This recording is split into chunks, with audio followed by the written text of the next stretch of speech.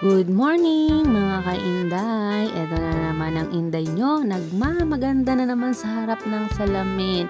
Nakatapos na nga akong maghilamos at mag-toothbrush dyan. Kaya eto, nag-aayos na ako ng buhok ko para maganda naman tingnan mamaya.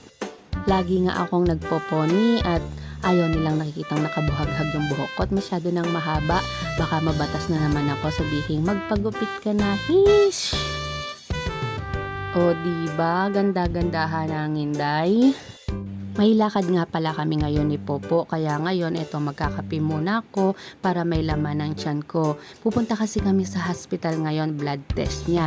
Siya, hindi siya po pwedeng kumain, fasting siya. Kailangan walang laman ng tiyan pagka bago mag-blood test. Gisingin ko na nga siya para mabihisan ko na siya.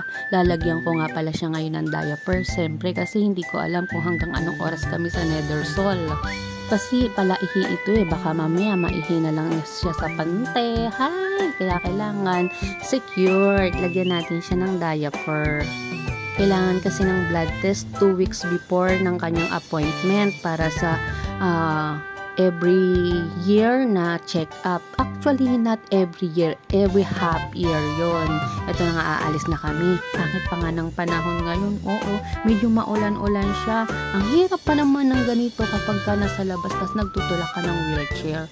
Buti na lang at meron na agad kami nasakyan na taxi. Kita nyo, buti na lang bago kami sumakay ng taxi, medyo okay-okay na. Diba? Andito na kami sa hospital ngayon. Punta na kami sa my blood taking. Paano ba yan? Andito na kami. Thank you for watching. Bye-bye!